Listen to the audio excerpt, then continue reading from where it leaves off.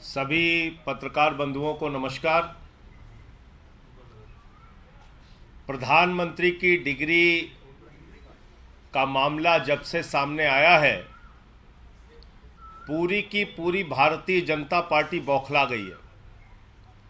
सारे मंत्री, सारे प्रवक्ता, सारी की सारी भारतीय जनता पार्टी अपने प्रधानमंत्री के फर्जी डिग्री को सही साबित करने में जुट गई है।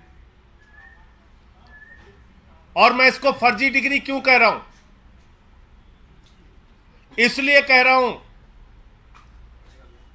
कि प्रधानमंत्री जी ने जो डिग्री सार्वजनिक की है, प्रधानमंत्री जी की जो डिग्री गृह मंत्री अमित शाह जी के द्वारा प्रेस कॉन्फ्रेंस में दिखाई गई है, वो डिग्री अपने आप में कई सवाल खड़े करती है। अभी सिलसिलेवार करके मैं आपके सामने बताऊंगा। लेकिन एक बात बहुत स्पष्ट है कि भारत के चुनाव आयोग का नियम यह कहता है कि अगर आप अपनी संपत्ति के बारे में कोई गलत जानकारी देते हैं, अगर आप अपनी डिग्री के बारे में कोई जानकारी गलत देते हैं, तो आपकी सदस्यता रद्द हो सकती है। यानी भारत के प्रधानमंत्री की डिग्री जांच करा ली जाए, वो फर्जी निकलती है, तो मोदी जी की सदस्यता पूरी तरीके से रद्द हो जाएगी। वो न सांसद बचेंगे, न चुनाव लड़ने के योग्य बचेंगे, क्योंकि एक बहुत बड़ा फर्जीवाड़ा है भारत के प्रधानमंत्री की ओर से। तो इसलिए अब मैं आपको सिलसिलेवार करके बताऊंगा कि इनकी डिग्री फर्जी कैसे। नंबर एक, ये वो डिग्री है जो गृह मंत्री अमित शाह ने प्रेस कॉन्फ्रेंस करके दिखाई थी और कहा था कि प्रधानमंत्री की मास्टर डिग्री ये है। गुजरात विश्वविद्यालय से उन्होंने मास्टर ऑफ आर्ट्स किया है। अब इस डिग्री में देखिए आप, नकल के लिए भी अकल चाहिए होती है, लेकिन इस नकल में अकल का इस्तेमाल नहीं किया गया। यहां पर यूनिवर्सिटी लिखा हुआ है और यूनिवर्सिटी की स्पेलिंग में विक्ट्री का वी जो आता है, उसके इस्तेमाल की जगह बैट का भी इस्तेमाल किया गया है। यह हो गया यूनिवर्सिटी। तो हमारे मोदी जी यूनिवर्सिटी से पढ़ाई किए हुए हैं और इसी सर्टिफिकेट में एक जगह और यूनिवर्सिटी लिखा हुआ है, नीचे उसकी अंग्रेजी ठीक लिखी हुई है। यहां बी आ गया, यहां पे विक्ट्री का वी आ गया। ये देखिए आप, इसी सर्टिफिकेट की बात कर रहा हूं जो गृह मंत्री जी ने दिखाई। दूसरा, मास्टर ऑफ आर्ट्स जिस फॉन्ट के अंदर लिखा गया है, जिस फॉन्ट में, यानी कि जिस लिपि शैली में मास्टर ऑफ आर्ट्स लिखा गया है, इस लिपि शैली की शुरुआत 1992 में हुई है। यह फॉन्ट, यह लिपि शैली, मास्टर ऑफ आर्ट्स जिसमें लिखा गया है, यह लिपि शैली आई है, यह फॉन्ट आया है 1992 में। और प्रधानमंत्री जी का क्या दावा है कि उन्होंने 1983 में ही एमए पास कर लिया था। यह है दूसरा सवाल। अब तीसरा सवाल और सबसे बड़ा सवाल यह है प्रधानमंत्री जी का। मैं स्कूली शिक्षा गांव में किया और जैसा मैडम बता रही थी ना कि अपनी शिक्षा के कारण आदमी आगे नहीं बढ़ता, तो मेरी शिक्षा ही नहीं हुई। तो ये प्रधानमंत्री जी का वक्तव्य है, मेरा नहीं, माफ कीजिएगा। यह किसका वक्तव्य है? भारत के प्रधानमंत्री आदरणीय नरेंद्र मोदी जी का वक्तव्य है, मुख्यमंत्री गुजरात बनने के बाद। आज मेरा सिर्फ एक सवाल है मीडिया के माध्यम से, और भारतीय जनता पार्टी के किसी भी नेता में अगर साहस और हिम्मत है तो जाकर प्रधानमंत्री जी से इस सवाल का जवाब पूछ के बता दीजिए। सवाल क्या है?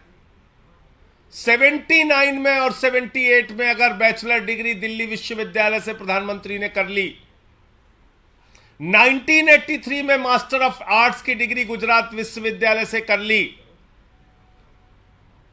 अगर आपकी 1989 में बीए की डिग्री हो गई, 1983 में एमए की डिग्री हो गई, तो भैया प्रधानमंत्री जी देश के सामने इस बात का खुलासा कर दीजिए कि फिर 2005-6 के दौरान या मुख्यमंत्री बनने के बाद का ये जब का भी भाषण है, आपने क्यों एक टीचर को संबोधित करते हुए कहा कि आपकी कोई शिक्षा दीक्षा नहीं है, स्कूली शिक्षा के आगे आप नहीं पढ़े। ये तो आपका बयान है, मेरा बयान नहीं है। ये बयान तो आपने दिया है प्रधानमंत्री जी, ये बयान आपका है, मेरा बयान नहीं है। मैं स्कूली शिक्षा गांव में किया, और जैसा मैडम बता रही थी ना कि अपनी शिक्षा के कारण आदमी आगे नहीं बढ़ता, तो मेरी शिक्षा ही नहीं हुई। मेरी शिक्षा ही नहीं हुई, ये नरेंद्र मोदी जी गुजरात के मुख्यमंत्री बनने के बाद कह रहे हैं एक टीचर को संबोधित करते हुए। तो भैया जब आपने 79 में बीए कर लिया, 83 में एमए कर लिया, फिर 2005-6 में आप क्यों झूठ बोल रहे हैं? इसका मतलब ये सच बोल रहे थे मुख्यमंत्री रहते हुए, जो उन्होंने कहा वो सच था, वो सच था। उसके पहले के जो उनके डिग्री के खुलासे हैं वो झूठे हैं, गलत हैं। और इसी तरीके से उन्होंने यूनिवर्सिटी से पढ़ाई की है, इंटायर पॉलिटिकल साइंस में यूनिवर्सिटी से पढ़ के आए हैं मोदी जी। तो इसलिए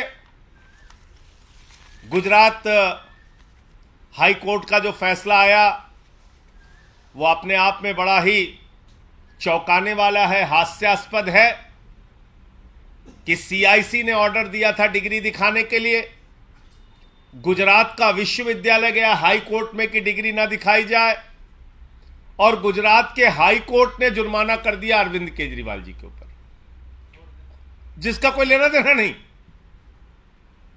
वो गए भी नहीं अपील में। तो इसका मतलब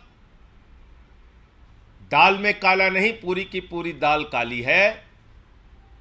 और नकल के लिए भी अकल चाहिए, उस अकल का भी इस्तेमाल यह डिग्री दिखाते समय नहीं किया गया है। और बीजेपी की सारी लीडरशिप और स्वयं प्रधानमंत्री जी जवाब दें कि 79 में अगर आपने बीए किया, 83 में आपने एमए किया, तो 2005-6 में आपने क्यों कहा कि आपने कोई शिक्षा स्कूली शिक्षा के बाद नहीं की है? अर्थात या तो आपकी डिग्री फर्जी है या आपका बयान झूठा है, दो में से एक ही बात हो सकती है। आपका कोई प्रश्न हो आप पूछ सकते हैं।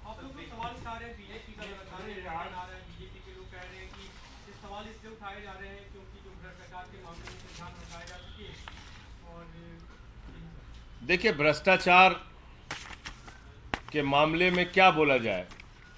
भ्रष्टाचार तो मोदी जी के साथ आसमान में घूम रहा है।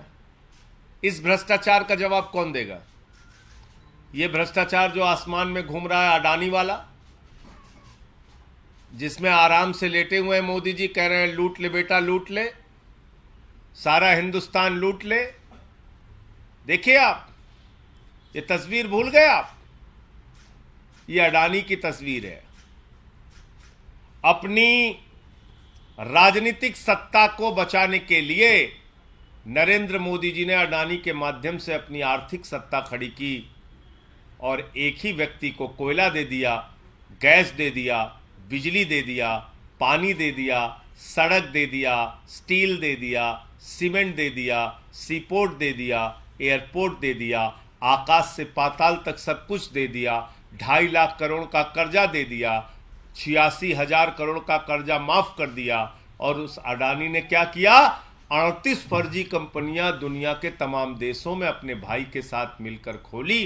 अकेले एक पते पे 6 कंपनी खोलकर मॉरिशस से 42,000 करोड़ रुपए अडानी की कंपनी में लगाया गया। ऐसे लाखों करोड़ रुपए का घोटाला और भ्रष्टाचार और काला धन अडानी की कंपनी में लगा है, जिसके हवाई जहाज में बैठकर भारत के प्रधानमंत्री घूमते हैं। आज तक इस घोटाले पर जेपीसी क्यों नहीं बनी? सारी की सारी पार्लियामेंट की पार्टियां एक स्वर में मांग कर रही हैं जेपीसी बनाओ, जांच तो कराओ, जांच नहीं कराते, क्योंकि घोटाले में भारत के प्रधानमंत्री और भारत की सरकार सर से पांव तक डूबी हुई है। यह है सच्चाई।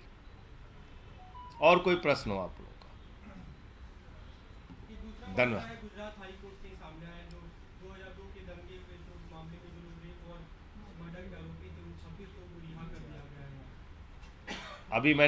आप अभी इस प्रेस कॉन्फ्रेंस में जानकारी दे रहे हैं, मुझे इस पूरे घटना की जानकारी नहीं है, लेकिन मेरा अपना ये मानना है, नफरत की राजनीति, दंगे फसाद की राजनीति, गुंडागर्दी की राजनीति, समाज को तोड़ने की राजनीति इस देश को विखंडित करेगी और ऐसा करने वाले के खिलाफ सख्त से सख्त सजा होनी चाहिए। पश्चिम बंगाल और बिहार में कुछ जगह हिंसा हुई है। उस हिंसा की कुछ तस्वीरें हम लोगों ने देखी। पहली बात तो भगवान श्री राम की मर्यादा के विपरीत, उनका जो जीवन चरित्र था उसके विपरीत जाकर अगर हम रामनवमी के जुलूस में राष्ट्रपिता महात्मा गांधी के हत्यारे गोडसे की फोटो लेके घूमेंगे तो फिर ये बहुत बड़ा सवाल है हमारी व्यवस्था के ऊपर कि आखिर राष्ट्रपिता महात्मा गांधी के हत्यारे की तस्वीर का, गोडसे की तस्वीर का रामनवमी के जुलूस से क्या लेना देना है? क्या प्रभु श्री राम ने यही हमें सिखाया है? यही उनकी मर्यादा, यही उनका आदर्श है? रामचरितमानस से हमें यही शिक्षा मिलती है जो रामचरितमानस कहता है सब नर करहि परस्पर प्रीति, यानी कि सारे लोग आपस में प्रेम भाव से रहें। तो हम किस ओर बढ़ रहे हैं? क्या संदेश देना चाहते हैं? हिंसा करने वाले हिंदू धर्म के हों या मुसलमान धर्म के, किसी भी धर्म के व्यक्ति हों, किसी भी राज्य की हिंसा हो, उसके खिलाफ सख्त से सख्त कार्रवाई होनी चाहिए। और अभी तो सुप्रीम कोर्ट तक ने कह दिया, नफरत फैलाने वालों के खिलाफ जो लोग कार्रवाई नहीं करते, नफरत की भाषा बोलने वालों के खिलाफ जो कार्रवाई नहीं करती, वो सरकारें नपुंसक सरकार है। ये तो सुप्रीम कोर्ट की टिप्पणी आ गई है। अब तो मोदी जी को और बीजेपी वालों को शर्म करनी चाहिए। नफरत की बुनियाद पे देश आगे नहीं बढ़ेगा, मोहब्बत की बुनियाद पे आगे बढ़ेगा।